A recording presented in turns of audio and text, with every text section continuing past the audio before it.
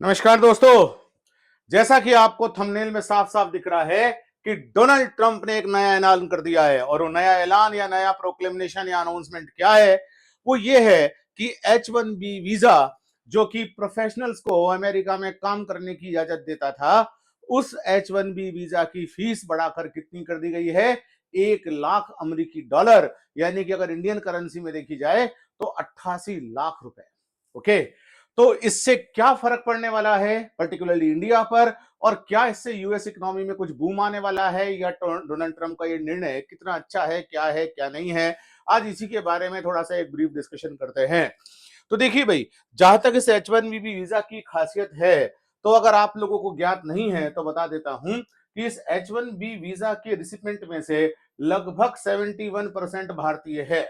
लगभग 71% कौन है? इंडियंस है। और इंडियंस H1B वीजा को सबसे ज्यादा अवेल करने वाली कम्युनिटी है। यानी कि अमेरिका में अगर 100 लोग एंटर होते हैं तो 71 लोग प्रोफेशनल H1B वीजा लेकर जो जाते हैं वो भारतीय है। और इसका कारण क्या है? इंडिया के चीप लेबर, यानी कि यहाँ के जो इंजीनियर्स है वो स्किल्ड इंजीनियर्स है, और स्किल्ड इंजीनियर्स भी बहुत सस्ते रेट्स पर, सस्ते दामों पर अमेरिकी कंपनियों को और कई बार भारतीय कंपनियों को सेवाएं देने पहुंच जाते हैं। और इसका सबसे बड़ा इंपैक्ट उसी दिन देखने को मिला जब ट्रंप ने यह प्रोक्लेमेशन किया। माइक्रोसॉफ्ट, मेटा, गूगल, इस तरह की कंपनियों ने अपने एम्प्लॉइज को ईमेल भेज दिया और ये कहा कि वो अमेरिका ना छोड़े, और अगर उन्होंने अमेरिका छोड़ दिया है तो 24 घंटे के अंदर वापस लौटकर आए। क्योंकि शुरुआत में कंफ्यूजन था कि ये H1B वीजा आप एक बार अमेरिका में एंटर हुए हुए हो और फिर निकल जाओ, और दोबारा जब एंटर होना चाहोगे तो फिर से लेना पड़ेगा, और इसके लिए 88 लाख रुपए कंपनी को पे करने पड़ेंगे, जो बहुत बड़ा अमाउंट है। हालांकि ट्रंप प्रशासन ने अगले दिन क्लियर किया कि ये H1B वीजा का नया नॉर्म जो है वो नए एप्लीकेंट्स के लिए जो है वो लागू होगा, पुराने एप्लीकेंट्स के लिए लागू नहीं होगा। यानी कि अगर किसी को वीजा रिन्यू कराना है, या अगर मान लीजिए कि पुराना वीजा किसी के पास है, वो आराम से इंडिया, अमेरिका, दुनिया के किसी भी देश में आए जाए, उन पर यह लागू नहीं होगा। हाँ, अगर कोई नया एप्लीकेंट अमेरिका के अंदर प्रवेश करना चाह रहा है, यानी कि नया व्यक्ति H1B वीजा लेकर जाना चाह रहा है, तो उस पर लागू होगा। अब क्वेश्चन ये उठता है कि ये डोनाल्ड ट्रंप प्रशासन ने यह निर्णय लिया क्यों? देखिए, जैसे कि डोनाल्ड ट्रंप जो है वो जब से सत्ता में आए हैं, भारत, पर्टिकुलरली भारत जैसे देशों पर वो दबाव की रणनीति बना रहे हैं। आप देखिए कि कई चौतरफा दबाव उन्होंने भारत पर बनाए। सबसे पहला रेसिप्रोकल टैरिफ जो उन्होंने अनाउंस किया, और इंडिया के लिए वो 26% के करीब अनाउंसमेंट किया। बेसिक टैरिफ था 25% और उस पर बढ़ाकर कितना कर दिया? 26%।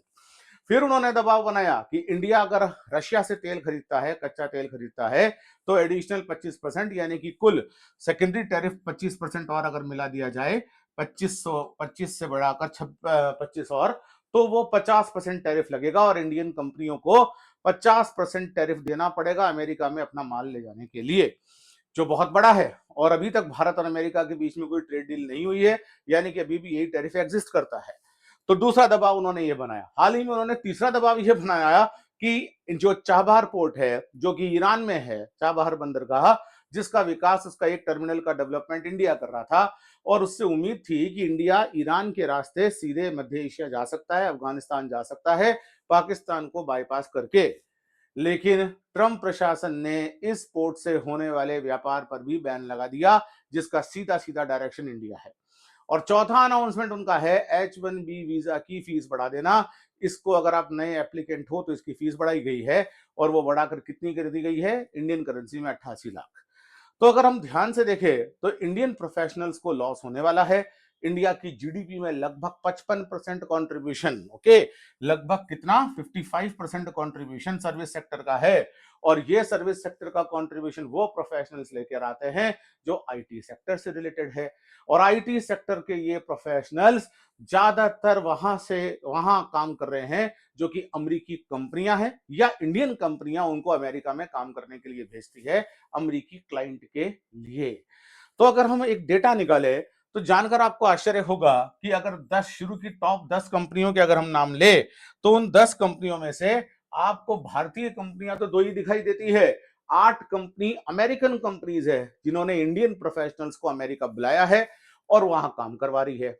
और उसके लिए जो आज तक जो फीस हुआ करती थी वो लगभग 20,000 $2000 के करीब हुआ करती थी, जिसको वो कंपनियां पे करती थी। ओके, तो अगर वो कंपनियां आज तक अगर ये पेमेंट कर कर भी भारतीय प्रोफेशनल्स को बुलाती थी, तो ये तो मानना पड़ेगा कि स्किल्ड प्रोफेशनल्स हैं इंडियंस, जो कि अमेरिका में जाकर अपनी सेवाएं दे रहे हैं। दो ही कंपनियां ऐसी थी टॉप दो में, एक जिसमें टीसीएस थी, जो कि अपने एम्प्लॉइज को अमेरिकन क्लाइंट के पास भेजती थी, और वो ये वीजा की फीस दिया करती थी। तो इसका अगर इंडियन प्रोफेशनल्स पर असर पड़ेगा, इंडिया की आईटी सेक्टर पर असर पड़ेगा, सर्विस सेक्टर पर असर पड़ेगा, तो एक बहुत बड़ा असर इसका पड़ने वाला है अमेरिकी कंपनियों पर भी। मेटा और गूगल जैसी, माइक्रोसॉफ्ट जैसी अमेरिकन कंपनियां जो बहुत भारी संख्या में भारतीय प्रोफेशनल्स को अमेरिका में बुला चुकी है, उनको उनके ऊपर बड़ा गहरा असर पड़ने वाला है। और अगर ये असर पड़ा, तो क्या ये संभावनाएं बनती कि नहीं बनती है कि ये कंपनियां जो बेस इन्होंने यूएस को बना रखा था, वो बेस अब किसको बना दे? इंडिया को बना दे। ये इंडियन प्रोफेशनल्स को कहे कि तुम वहीं रहकर काम करो, बल्कि हम हमारे लोग भी इंडिया में भेज रहे हैं, क्योंकि यहां पर ऐसे कोई वीजा नॉर्म्स नहीं है। ये हमारे लोग भी, हमारा जो बेस है, जो हमारा मुख्य, जिसको कह सकते हैं कि कंपनी का मेन हेडक्वार्टर है, वो हेडक्वार्टर अगर यूएस के अंदर लोकेटेड है, और यूएस सरकार अगर देश के अंदर ये प्रॉब्लम्स क्रिएट कर रही है, तो चूंकि वो पूरी तरह से कैपिटलिस्ट इकोनॉमी है, तो इसका एक इंपैक्ट ये भी हो सकता है कि वो इंडिया में इस प्रकार के बेसिस को रिलोकेट करे, जहां पर एक उच्च कैटेगरी के प्रोफेशनल्स उनको पहले से अवेलेबल है, और बाहर के प्रोफेशनल्स भी आएंगे। अगर ऐसा हो गया, तो भारतीय अर्थव्यवस्था में तेजी से बूम आने वाला है। डोनाल्ड ट्रंप का यह दाव जो है, वो कहीं ना कहीं बैकफायर कर सकता है। तो पूरा का पूरा लबोलुआब ये है कि इससे भारतीय प्रोफेशनल्स को घबराने की जरूरत नहीं है। ये एक आपदा है, इस आपदा में एक अवसर भी ढूंढा जा सकता है। और जैसा कि प्रधानमंत्री जी ने राष्ट्र के नाम जो संदेश दिया, उसमें कहा कि हम अपने आत्मनिर्भर बने और अपनी घरेलू मार्केट में बनी हुई चीजों का उपयोग करें, तो कहीं ना कहीं हम डोनाल्ड ट्रंप की चौतरफी रणनीति का एक तरह से सामना करने में सक्षम भी हो सकते हैं।